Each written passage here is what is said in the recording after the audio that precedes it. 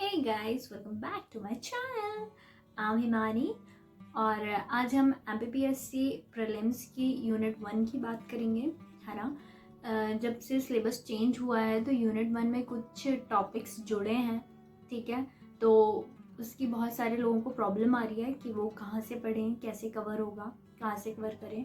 तो previous video में मैंने आप लोगों को बताया था कि यूनिट 1 के लिए आप हिस्ट्री में जो जो टॉपिक्स जुड़े हैं, है ना, तो उसको या तो आप आकार आईएएस के नोट से पढ़ सकते हो, उसमें भी चीज़ें दी हुई हैं, ठीक है। अदरवाइज़ मैं आपको अभी एक सोर्स बताने जा रही हूँ कि आप उसे कहाँ से पढ़ते हैं। उसके लिए पर्टिकुलर मार्केट में एक बुक आई हुई है, ठीक है। तो यदि आप उसे लेंगे तो जितने भी नए टॉपिक्स ऐड हुए हैं हिस्ट्री में वो सारे के सारे कवर हो जाएंगे, ठीक है। तो मैं आप लोगों को बताती हूँ कि आपको कौन कौन से टॉपिक उस बुक में मिल जाएंगे, ठीक है। तो लेट्स स्टार्ट। जैसे फर्स्ट टॉपिक है संकल्पना एवं विचार, ठीक है। इसके अंतर्गत हमको दिया हुआ है प्राचीन भारतीय ज्ञान परंपरा, ठीक है। अब इसमें हमें क्या पढ़ना है, इसमें हमें पढ़ना है कि तो प्राचीन भारतीय ज्ञान परंपरा में आपको सबसे पहले क्या पढ़ना है। इसके अंतर्गत आपको प्राचीन भारत में शिक्षा का महत्व, ठीक है, शिक्षा का क्या उद्देश्य था, ठीक है। फिर उसके बाद प्राचीन विश्वविद्यालय जैसे कि विक्रमशिला विश्वविद्यालय, नालंदा विश्वविद्यालय, इसके बारे में आपको थोड़ा पढ़ना रहेगा। फिर शिक्षा की औपचारिक संरचना उस समय क्या थी, और प्राचीन शिक्षा पद्धति में जो दोष विद्यमान थे उन्हें, ये सारी चीज़ें हमें पढ़ना पड़ेगा, ठीक है। शिक्षा पद्धति जैसे गुरुकुल शिक्षा पद्धति, ठीक है। फिर गुरु शिष्य संबंध, ये सारी चीज़ें हमें इसके अंतर्गत हमें पढ़ना पड़ेगा, ठीक है। उसके अलावा नेक्स्ट टॉपिक दिया गया है भारतवर्ष, ठीक है। भारतवर्ष में हमें पढ़ना है कि भारतवर्ष का नाम कैसे पड़ा, ठीक है। फिर इस संबंध में इतिहासकारों और विद्वानों में क्या मतभेद रहा है, ठीक है। फिर भारतवर्ष की अवधारणा का शास्त्रीय दृष्टिकोण क्या है, ये हमें पढ़ना है इसके अंतर्गत। इसके बाद थर्ड टॉपिक आता है वेद, ठीक है। वेद में जो हमारे चारों वेद हैं, ऋग्वेद, सामवेद, यजुर्वेद और अथर्ववेद, ठीक है। चारों वेदों के बारे में हमें डिटेल डिस्क्रिप्शन पढ़ना है, ठीक है। किस वेद से संबंधित पुरोहित को क्या कहा जाता था, ठीक है। प्रत्येक वेद में जैसे ऋग्वेद में कितने मंडल हैं, ठीक है, कितने सूक्त हैं, ठीक है। सामवेद किस चीज़ से संबंधित है, ऐसे करके आपको वेदों का सारा डिस्क्रिप्शन पढ़ना है, ठीक है। उसके बाद वेदों के उपवेद जो हैं वो हमें पढ़ना है, जैसे ऋग्वेद का आयुर्वेद, ठीक है, यजुर्वेद का धनुर्वेद। इस तरीके से हमें वेदों के उपवेदों को भी पढ़ना है, ठीक है। बहुत ज़्यादा अंदर नहीं जाना है, लेकिन फिर भी हमें पढ़ना है ऊपर ऊपर का, ठीक है। और ये टॉपिक हमें हमारे भारत को जानने और भारतीय साहित्य और परंपरा को जानने के लिए ये टॉपिक जोड़ा गया है कि हम अपने वेद, उपनिषद, ब्राह्मण ग्रंथ, ठीक है, इन सभी से परिचित हों, इसमें क्या दिया गया है, ठीक है। और ये सारी चीज़ें हमें पता होना चाहिए, इसीलिए ये हमारे सिलेबस में से जोड़ा गया है, ठीक है। तो इसे जोड़े जाने का एक बहुत बड़ा कारण है। और जब आप ये पढ़ेंगे ना, ये इतना इंटरेस्टिंग है ना, आप इसे पढ़ेंगे ना आपको इतना इंटरेस्ट आएगा और इतना मज़ा आएगा पढ़ने में। ट्रस्ट मी, बहुत डिफिकल्ट नहीं है, थोड़ा पढ़ना है, आप पढ़ेंगे आपको खुद ब खुद समझ में आ जाएगा और आपको बहुत खुशी होगी जान के कि हम अपनी चीज़ों को पढ़ रहे हैं, हमारे भारत देश में जो लिखी गई हैं हम उन चीज़ों को पढ़ रहे हैं, हम अपनी चीज़ों से परिचित हो रहे हैं। तो आपको ये जान के बहुत खुशी होगी और आपको मज़ा भी आएगा पढ़ने में। इसके बाद हमें ब्राह्मण ग्रंथ पढ़ने हैं, ठीक है। ब्राह्मण ग्रंथों की रचना यज्ञ के विधान और उसकी क्रिया को समझाने के लिए की गई थी, ठीक है। तो हमें ब्राह्मण ग्रंथ को भी पढ़ना है। फिर उसके बाद हमें अरण्यक पढ़ना है, जैसे कुछ अरण्यक हैं जैमिनी, तैत्तिरीय, ऐतरेय, ये कुछ अरण्यक हैं, इनके बारे में हमें पढ़ना रहेगा। बहुत अंदर नहीं पढ़ना है, ऊपर ऊपर से पढ़ना है, आप लोगों को ये चीज़ याद रखना है ना, और बहुत ज़्यादा नहीं पढ़ना है, ठीक है। इसके बाद हमें उपनिषद पढ़ना है, ठीक है।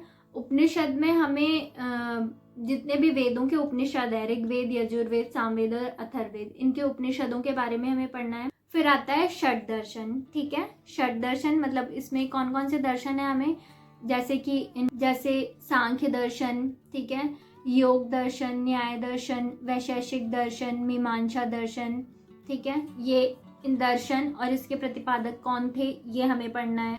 फिर हमें स्मृतियाँ पढ़ना है, ठीक है, जिन्हें धर्मशास्त्र की संज्ञा भी दी जाती है, जैसे कि मनु स्मृति, नारद स्मृति, ठीक है, पाराशर स्मृति, ठीक है। कुछ स्मृतियां हैं उनके बारे में आपको थोड़ा डिटेल में पढ़ना पड़ेगा। जैसे मनु स्मृति इम्पॉर्टेंट है वो, तो इसीलिए आपको उसकी मेन पॉइंट्स आपको ज़रूर पढ़ने रहेंगे। इसके बाद हमें ऋत पढ़ना है। ऋत क्या है? ऋत नियमबद्ध एवं निश्चित तरीके से चलने वाली एक व्यवस्था है, ठीक है। ये एक प्राकृतिक व्यवस्था है और इसमें नियमबद्धता होती है। तो ये एक छोटा सा टॉपिक है, ये भी आपको समझ में आ जाएगा। इसके बाद सभा और समिति के बारे में पढ़ना है, ठीक है, जिसे प्रजापति की 2 पुत्रियों की संज्ञा दी गई है, ठीक है। सभा और समिति दोनों का वर्णन हमें ऋग्वेद में मिलता है, ठीक है, और ऋग्वेद में ही इनका वर्णन है अच्छे तरीके से, तो आपको ये दोनों चीज़ें बहुत अच्छे से पढ़नी है। फिर हमें गणतंत्र के बारे में पढ़ना है, ठीक है। जैसे उत्तर वैदिक काल में हमें गणराज्यों के बारे में जानकारी प्राप्त होती है, तो हमें इन गणराज्यों की अवस्थिति कहाँ थी, मतलब ये कहाँ स्थित थे, प्रमुख गणराज्य कौन कौन से थे उस समय के, फिर प्राचीन गणराज्य और प्राचीन गणतंत्र और आधुनिक गणतंत्र में क्या तुलना है, ये चीज़ें। इसके बाद हम आ जाते हैं वर्णाश्रम, ठीक है। वर्ण के विभिन्न अर्थ क्या क्या हैं, ठीक है, वो हमें पढ़ना है। फिर प्राचीन ग्रंथों में वर्णों का जो वर्णन मिलता है हमें, ठीक है, वो हमें पढ़ना है। जैसे कि ब्राह्मण, क्षत्रिय, वैश्य और शूद्र, ठीक है, इनके क्या क्या कार्य थे, कार्य विभाजन इनका पढ़ना है हमें। फिर पुरुषार्थ पढ़ना है, धर्म, अर्थ, काम और मोक्ष, ये आपको सभी को पता है 4 पुरुषार्थ होते हैं। फिर हमें ऋण संस्कार पढ़ना है। ऋण का तात्पर्य उन सभी ऋणों से है जो व्यक्ति अपने जीवन काल में एकत्रित करता है, ठीक है। जैसे कि बहुत सारे ऋण हैं, जैसे पितृ ऋण है, देव ऋण है, ऋषि ऋण है, अतिथि ऋण है, ठीक है, इनके बारे में हमें पढ़ना है। 4-5 ऋण हैं, उनके बारे में आपको पढ़ना है। 1-1.5 पेज का है मुश्किल से, और इंटरेस्टिंग है, आपको पढ़ने में मज़ा आएगी ये सारी चीज़ें।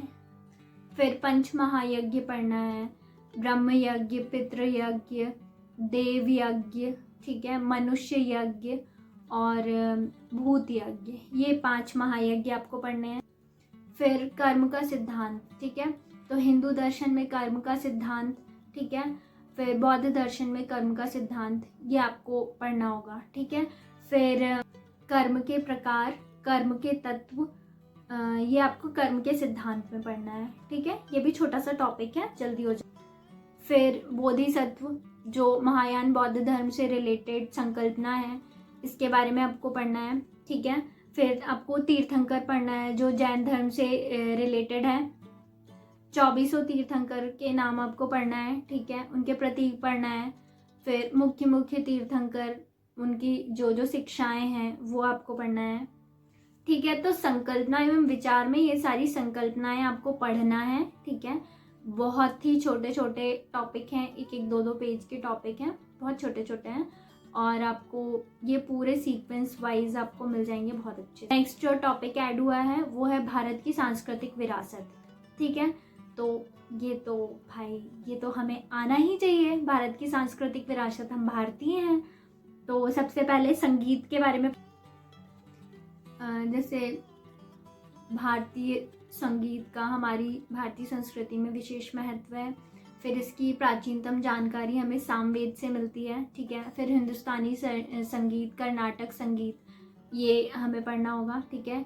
इसके कौन कौन से कलाकार हैं, ठीक है, उनके बारे में, इसकी इन संगीतों की क्या विशेषताएं हैं, ठीक है, ये ईश्वर से जुड़ने का माध्यम है, और जो भी इसकी मुख्य विशेषताएं हैं वो सारी चीज़ें हमें पढ़नी पड़ेंगी। फिर सेकंड हम आते हैं कि नृत्य, ठीक है। नृत्य में आपको पता है जैसे कि भरतनाट्यम, कथकली, कुचिपुड़ी, ओडिसी, मणिपुरी, ठीक है, बहुत सारे डांस फॉर्म्स हैं, ठीक है, ये सारे हमें पढ़ना है। इनके प्रमुख कलाकार कौन कौन से हैं, ठीक है, किस क्षेत्र में किए जाते हैं, ठीक है, किस राज्य से संबंधित हैं, और इनकी क्या विशेषताएं हैं, ये सारी चीज़ हमें पढ़ना है। फिर भारत के लोक नृत्य पढ़ना है, ठीक है, जैसे मटकी, राई, गरबा, बहुत सारे लोक नृत्य हैं, ठीक है, हर अंचल में देख लें अपन, भारतीय अंचलों में लोक नृत्य बहुत सारे हैं, किस जगह का कौन सा लोक नृत्य प्रसिद्ध है, ये सारी चीज़ें हमें पढ़ना है, फैक्चुअल चीज़ें हैं। फिर चित्रकला पढ़ना है, प्राचीन कालीन चित्रकला, मध्यकालीन चित्रकला, आधुनिक कालीन चित्रकला, ठीक है। चित्रकला का स्वर्ण युग किसे कहते हैं, ठीक है, हम ऑलरेडी पढ़ चुके हैं, ये वही पढ़ी हुई चीज़ें हैं, ये मतलब ये वाला जो टॉपिक है ये पढ़ा हुआ है, ठीक है। जो फर्स्ट ऐड हुआ था वो नया मैं मान सकती हूँ, लेकिन ये वाला पढ़ा हुआ है, ठीक है। फिर भारत की सांस्कृतिक विरासत का ही अगला टॉपिक है कला एवं स्थापत्य कला, ठीक है। तो इसे भी हम 3 पार्ट में पढ़ लेंगे। प्राचीन कालीन कला और स्थापत्य कला, मध्यकालीन और आधुनिक कालीन। इसमें प्रमुख मंदिर, गुफाएं, स्तूप, ठीक है, उनके नाम, उनकी शैलियाँ, ठीक है, फिर किसने बनवाया था इन्हें, ठीक है, उनकी उस कला और स्थापत्य कला की विशेषताएं, जैसे मंदिर कला की पद्धति होती है नागर शैली, द्रविड़ शैली और बेसर शैली, ठीक है, किस शैली में कौन सा मंदिर बना हुआ है। फिर साहित्य पढ़ना है, ठीक है। अब साहित्य को भी हम 3 भागों में बांट लेंगे। फिर साहित्य में हम प्राचीन भारतीय साहित्य, ठीक है, इसमें हम बौद्ध साहित्य पढ़ेंगे, जैन साहित्य पढ़ेंगे, लौकिक साहित्य पढ़ेंगे। लौकिक साहित्य में हमारा रामायण, महाभारत ये सब आ जाएंगे, ठीक है। फिर इसी के तहत हम प्रमुख साहित्यकार पढ़ेंगे, जैसे कालिदास हो गए हमारे, विशाख दत्त, शूद्रक, ये इन्होंने कौन कौन सी रचनाएं की, इनकी प्रमुख रचनाओं के नाम, ठीक है, उन रचनाओं में किनका वर्णन किया गया है, थोड़ा थोड़ा हमें सबका पता होना चाहिए। और बहुत सारे साहित्यकार हैं, आपको सब कुछ पढ़ना है, ठीक है। इसके बाद आता है हमारा मध्यकालीन साहित्य। मध्यकालीन साहित्य में मुगल साहित्य आ जाएगा, ठीक है, उस समय बहुत सारी रचनाएं करी गई और बहुत प्रमुख रचनाओं का अनुवाद किया गया, प्रमुख पुस्तकों का अनुवाद किया गया। तो ऐसे करके साहित्य वाले पोर्शन में ना आपको मेनली बुक्स याद करनी है, उनके राइटर याद करने हैं, ठीक है। और प्रमुख पुस्तक जैसे कालिदास की जितने भी उन्होंने रचनाएं की हैं तो वो किससे रिलेटेड हैं, ठीक है, उनमें किस चीज़ का वर्णन किया गया है, ये सारी चीज़ें आपको थोड़ा सा पढ़ना पड़ेगा। थोड़ा फैक्चुअल ही है ये, तो आप आराम से कर लेंगे क्योंकि पढ़ा हुआ है ये भी, है ना। फिर पर्व एवं उत्सव, भारत के पर्व एवं उत्सव में भारत के प्रमुख त्यौहार, ठीक है, प्रमुख हिंदू त्यौहार कौन कौन से हैं, मुस्लिम त्यौहार कौन कौन से हैं, ईसाइयों के त्यौहार कौन कौन से हैं, ठीक है, ये सारे मतलब सभी धर्मों के जो त्यौहार हैं वो हमें पढ़ना है इसमें। फिर प्रमुख मेले कौन कौन से लगते हैं। इसके बाद लास्ट टॉपिक है स्वतंत्रता के पश्चात भारत का एकीकरण एवं पुनर्गठन, ठीक है। तो लास्ट टॉपिक है स्वतंत्रता के पश्चात भारत का एकीकरण एवं पुनर्गठन, ठीक है। तो भारत के एकीकरण के लिए कौन सा राज्य पुनर्गठन आयोग का निर्माण किया गया, ठीक है, उसके अध्यक्ष कौन थे, ठीक है, कौन कौन सी रियासत किस किस पार्ट में रखी गई, ठीक है, ये सारी चीज़ें हमें इसमें पढ़नी है। ये ऑलरेडी पढ़ा हुआ है, मतलब लास्ट के जो 2 टॉपिक मैंने आप लोगों को बताए हैं ऑलरेडी अपन ने पढ़े हुए हैं, तो ये तो हमें आते ही हैं। स्टार्टिंग का मैं आपको बोलूँगी वेद, उपनिषद, ब्राह्मण, आरण्यक, ये सारी चीज़ें जुड़ी हुई हैं, तो ये आपको थोड़ा सा पढ़ना पड़ेगा। और छोटे छोटे टॉपिक हैं, बहुत छोटे छोटे टॉपिक हैं, तो हो जाएगा। तो हाँ, अब मैं आपको ये बताऊँगी कि आप ये चीज़ कहाँ से पढ़ सकते हैं, है ना। तो ये पहले तो आप एक आकार IAS की बुक से भी पढ़ सकते हैं, ठीक है। दूसरा, आप अभी मार्केट में पुणेकर की एक बुक आई है, ठीक है, ये बुक है, वो पुणेकर की बुक आई है, बिल्कुल पतली सी बुक है, ये देखिए बिल्कुल पतली बुक है। और इसमें इसी सीक्वेंस में सारी चीज़ें दी हुई हैं। और मैं आपको बोलती हूँ कि ये जो बुक है ये मुश्किल से 3-4 दिन में कंप्लीट हो जाएगी। हाँ, 3-4 दिन में कंप्लीट होने लायक ही बुक है, यदि आप रेगुलर पढ़ते हैं तो वो कंप्लीट हो जाएगी। तो आपको जैसे भी पढ़ना है, जैसे दिन में आपको 1-1 घंटे पर करके पढ़ना है या फिर 1-1 टॉपिक करके पढ़ना है, तो आप वैसे पढ़ लीजिए, ठीक है। तो इससे आपका ये वाला जो नया ऐड हुआ है सिलेबस में, हमारे सारी चीज़ें कवर हो जाएंगी बहुत अच्छे तरीके से, और आप इसमें स्कोर कर पाएंगे बहुत अच्छे तरीके से। तो प्लीज़ आप ये पुणेकर की बुक या तो इसके अलावा और कोई दूसरी आई होगी वो भी ले सकते हैं, आकार के नोट से भी पढ़ सकते हैं आप, वो भी बहुत अच्छे हैं। तो मैं तो आपको ये इसलिए बोलूँगी क्योंकि इसमें ना एक ही जगह पे आपको सारी चीज़ें मिल गई हैं, आपको ढूंढना नहीं पड़ेगा। तो आप इसमें से भी पढ़ सकते हो। इसमें लास्ट में थोड़े से MCQs दिए हुए हैं, ठीक है। और तो मैं बोलूँगी टेस्ट सीरीज़ तो आपने ऑलरेडी कोई ना कोई ज्वाइन कर ही रखी होगी, तो उन टेस्ट सीरीज़ से भी आपको क्वेश्चन का पैटर्न पता चल जाएगा कि किस टाइप के क्वेश्चन आएंगे इसमें से। तो आप इस अकॉर्डिंग जो मैंने आपको बताई हूँ, आप अपनी फर्स्ट यूनिट तैयार कर सकते हैं बहुत अच्छे तरीके से। और यदि आपको वीडियो पसंद आया है तो आप वीडियो को लाइक करिए और प्लीज़ चैनल को सब्सक्राइब करिए, क्योंकि आप लोग सब्सक्राइब नहीं करते हैं।